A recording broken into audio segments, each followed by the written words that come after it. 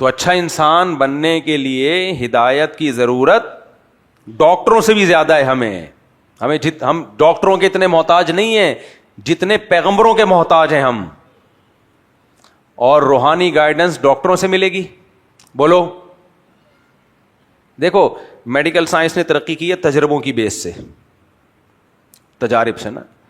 پہلے زمانے میں حکیم, یہ سارا حکیموں کا علم ہی ہے جو میڈیکل سائنس میں منتقل ہوا ہے. پہلے تو حکیم ہوا کرتے تھے, وہی جڑی بوٹیوں پہ ریسرچ کرتے تھے, پھر اسی کی ریسرچ کرتے کرتے کرتے کرتے یہ جو آج کل میڈیکل سائنس ہے جس نے ترقی کی ہے سارا حکیموں سے ہی لیا ہوا مال ہے, اور سارا مسلمانوں سے لیا ہوا ہے. یہ بھی بتا دوں آپ کو,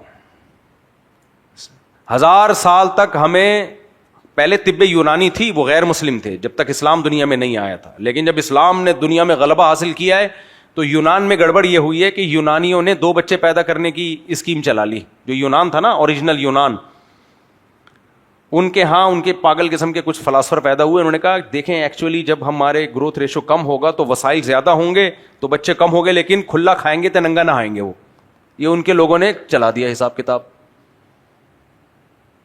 وہی کے علم کے بغیر جب عقل استعمال ہوتی ہے نا تو وہ گمراہی کی طرف لے جاتی ہے. تو جو اوریجنل یونان تھا جس نے طب یونانی, جو میڈیکل سائنس نے بڑی ترقی کی تھی, فلسفے نے بھی بڑی ترقی کی تھی اس میں, تو جب اسلام دنیا میں آیا تو مسلمانوں نے سارا علم وہاں سے لے لیا. تو یونانی کہاں گئے سوال پیدا ہوتا ہے. ہونا تو یہ چاہیے کہ یونان میں بڑے بڑے حکیم پائے جائیں. ہوا یہ کہ یونانیوں نے جب 2 بچوں کی پالیسی اختیار کی اور مسلمان 4 شادیاں کر کے دبا کے بچے پیدا ہوئے تو یونان مارکیٹ سے شارٹ ہو گیا. وہ نسل ہی اڑ گئی, پتہ ہی نہیں گئی کہاں وہ. اس لیے یونان میں اب جو ہے نا وہ اوریجنل یونانی نہیں ہے. وہ شاید کوئی ایک آدھ کی قبر کہیں ملتی ہوگی یا کوئی ایک آدھ زندہ ہوگا جو اپنا نسب بتاتا ہوگا, لیکن مارکیٹ سے یونان کیا ہو گیا, شارٹ. بالکل ایسے ہی جیسے آج سے 60-70 سال کے بعد لوگ کہیں گے کہ جیپنیز بھی کوئی قوم ہوا کرتی تھی. آپ مذاق سمجھ رہے ہو لیکن یہ ایک ریئلٹی ہے. آپ کہو گے کہ جیپنیز 70-80 سال کے بعد لوگ کہیں گے کہ جاپان جس کی جو قومی زبان پشتو ہے, ایک زمانے میں یہاں جیپنی, کیونکہ پٹھان ماشاءاللہ اتنے پھیل رہے ہیں اور وہاں جیپنیز عورتوں سے شادی بھی کر رہے ہیں, بچے بھی ہو رہے ہیں. میں نے تو 2006 میں یہ پیشگوئی کی تھی کہ جاپان میں جو پختون آبادی ہے وہ بڑھ رہی ہے. اور اب تو میں نے یہ کہا تھا 2006 میں, میرا بیان شاید کسی نے ریکارڈ بھی کیا وہ, کہ جاپان میں چپلی کباب کے ہوٹل بھی کھلیں گے اور نسوار کی دکانیں بھی کھلیں گی. اور میں اب دیکھ کر آیا ہوں, ہو گیا ہے. اب میں 2-3 سال پہلے جاپان گیا تھا نا تو سب ہو گیا. لیکن آپ دیکھنا 2070-80 تک تو وہاں, اور اگر ہم لوگ چلے گئے تو پان کی پیکیں, الحمدللہ کراچی والے گئے تو پان بھی ملے گا وہاں پہ, گٹکے بھی ملیں گے, تو وہاں سب کچھ ہوگا. کتنی اس قوم نے اپنی قوم کی تربیت کی تھی, 100 سال سے زیادہ لگے جاپان کو ایک آرگنائزڈ قوم پیدا کرنے میں. لیکن ایک کتنی بڑی مسٹیک ہوئی, نسل روک لی. اس کا طریقہ, نتیجہ جو آپ کے سامنے ہے. اب ان کی گورنمنٹ پاگلوں کی طرح کوشش کر رہی ہے, بھائی بچے نکالو, خدا کے نسل پیدا کرو. لیکن یہ ایک ایسا بدبودار نعرہ ہے نا, ایک دفعہ عورت کو یہ سمجھا دیا نا کہ بچے پیدا کرنے میں تمہارا نقصان ہے, پھر عورت نہیں آتی, کیونکہ نسل عورت سے بڑھتی ہے, آدمی سے تھوڑی بڑھتی ہے. وہ نہیں راگری ہوتی.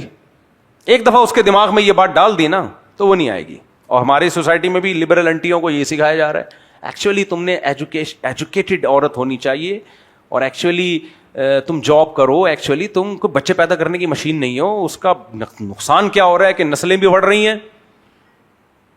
اور کراچی میں تو کراچی کی جو اوریجنل عوام ہے اس کا بھی پتہ گول ہونے والا ہے.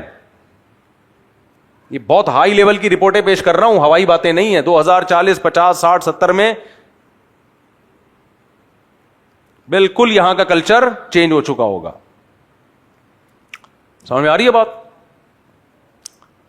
جو جس قوم کی گروتھ ریشو بڑھتا ہے نا, غالب اسی نے آنا ہے میرے بھائی, غالب اسی نے آنا ہے, پلڑا اسی کا بھاری ہوگا. اور یہ ایسے سلولی ہوتا ہے کہ لوگوں کو پتہ بھی نہیں چلتا, پورا کلچر اگلی نسل میں چینج ہو چکا ہوتا ہے. وہ یاد بھی نہیں ہوتا کہ پہلے کیا ہوتا تھا یہاں. پھر لوگ بتاتے ہیں پہلے ایسے ہوا کرتا تھا. لوگ کہتے ہیں ہمیں حیرت کی بات ہے یار. تو اس لیے یا تو پٹھان جاپانی زبان سیکھ لے گا جاپان میں, یا جیپنیز پشتو پہ آ جائیں گے. لیکن ایک بات ہے کہ نسل ختم. اور اللہ کا بڑا فضل ہے, میرے جب سے بیان ہمارے پشتو اسپیکنگ بھائیوں نے 4 شادیوں والے سننا شروع کیے ہیں. میں جب جاپان گیا, ایک بی بی پشاور میں, ایک الحمدللہ جاپان میں, مزہ آ گیا. سیالکوٹ کے بہت سے لوگ ہیں, پنجاب کے ماشاءاللہ, ایک بیگم سیالکوٹ میں, ایک کہاں ہے جاپان میں. اب جو سیالکوٹ کے بھائی لوگ وہاں گئے ہوئے ہوں گے ان کی خیر ہے نہیں, جب سیالکوٹ واپس آئیں گے تو رپورٹ طلب کی جائے گی, اچھا ہمیں تو بتایا ہی نہیں تھا.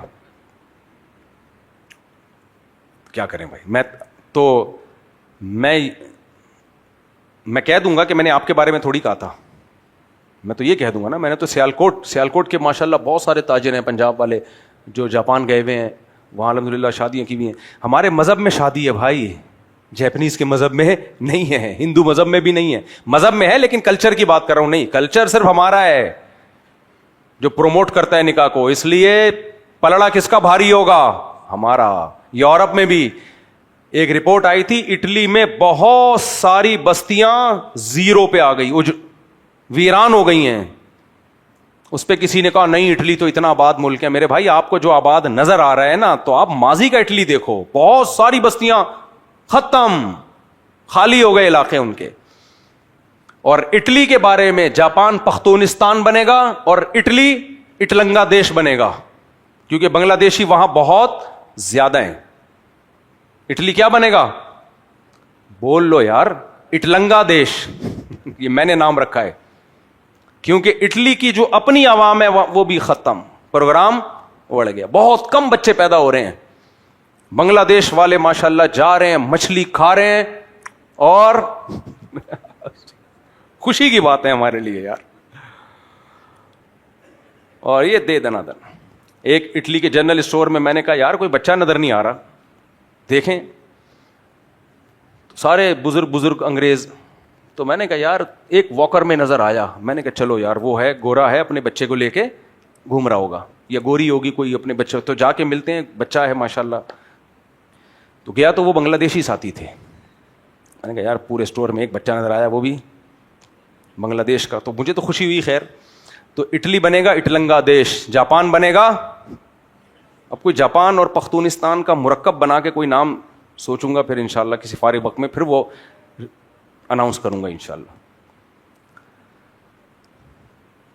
کوئی جبھی سے سوچ لو اچھا سا نام جس میں جاپان کا بھی بالکل, اس ملک کو بھی نہیں کرنا نا ہم نے ایسے بالکل ہی, تھوڑا سا جیسے اٹلنگا دیش میں اٹلی بھی تو آ رہا ہے نا شروع میں, الف اور ٹے تو آ رہا ہے نا, تو ایسے اٹلنگا دیش اور جاپان کو کچھ سوچتے ہیں اس میں. خیبر جاپان خواہ, بہترین بات کی. جاپان خان رکھ دیں گے, جاپان بن جائے گا جب خونستان. جب خونستان, پختونستان اور شروع کا جیم اور پے لے لیا ہم نے, مس کر دیا, لیکن بنے گا بہرحال کچھ نہ کچھ, لیکن ہم دنیا میں نہیں ہوں گے شاید اس وقت. خیر, تو 70 سال بعد میرا یہ بیان چلا دینا لازمی, 50-60 سال بعد. 70 سال بھی بہت بات کہہ رہا ہوں میں احتیاطاً. خیر, تو میں یہ عرض کر رہا تھا کہ جب مادی گائیڈنس کی ہمیں اتنی زیادہ ضرورت ہے تو روحانی گائیڈنس کی نہیں ہوگی. اور روحانی گائیڈنس میں یہ بھی ہے, نکاح اور بچوں کی پیدائش, یہ جن قوموں کو نہیں ملی بیڑا غرق.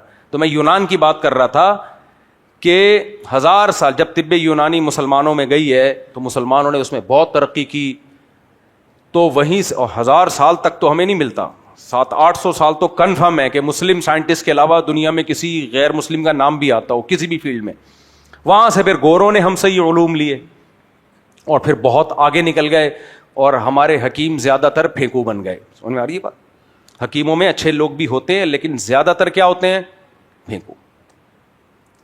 اچھے بھی ہیں, ایسا نہیں ہے کہ سارے غلط نہیں ہیں, لیکن زیادہ تر پھینکو بن گئے. وہ کوئی ریسرچ نہیں ہے, کچھ بھی نہیں ہے, پھینکتے رہتے ہیں لمبی لمبی, خود چھپ چھپ کے کچھ اور کھا رہے ہوتے ہیں مریضوں کو کچھ اور کھلا رہے ہوتے ہیں. حکیموں میں کنجوسی مشہور ہے, پتہ ہے, بڑے بڑے نسخے لے کے قبر میں چلے گئے کہ ایسا نہ ہو کہ. سعید ابن جبیر ایک بہت بڑے تابعی ہیں, عبداللہ ابن عباس کے سب سے سینئر شاگردوں میں آپ کا شمار ہوتا ہے, رحمہ اللہ تعالی. بہت بڑے عالم تھے, ان کا ایک ملفوظ نظر سے گزرا, بڑا مزہ آیا. فرماتے تھے کہ اللہ نے جو مجھے علم دیا ہے اس کو لے کے میں قبر میں جاؤں، مجھے یہ زیادہ محبوب ہے کہ دنیا میں اس کو پھیلا دوں، میں دنیا میں کیا کروں. مجھے بڑی موٹیویشن ملی اس سے کہ یار جو کچھ اللہ نے ٹوٹا پھوٹا علم دیا ہے اس کو لے آؤ بس پبلک کے سامنے. بیانات میں تو میرے اصلاحی بیان ہوتے ہیں نا، اصل جو علماء کی جو تحقیقی باتیں ہیں وہ تو وہ الگ دنیا ہے، وہ الگ دنیا ہے.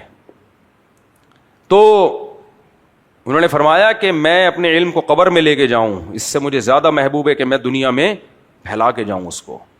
لیکن بعض کیا زیادہ تر حکیم اسی طرح گزرے ہیں، کوئی چیز ہو بتاتے نہیں ہیں. میں ایسے حکیموں کو بھی جانتا ہوں، کوئی بڑے اچھے نسخہ کوئی بنایا انہوں نے کتاب میں پڑھ کے، وہ تجربوں کی بیس پہ اس سے بندہ ٹھیک ہو گیا.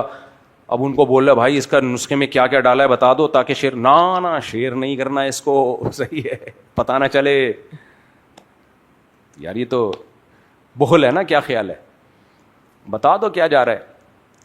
لیکن عجیب بات یہ ہے کہ جو بتاتے ہیں پھر اللہ برکت بھی انہی کے مال میں دیتا ہے. جو بھی علم پھیلائے گا نا،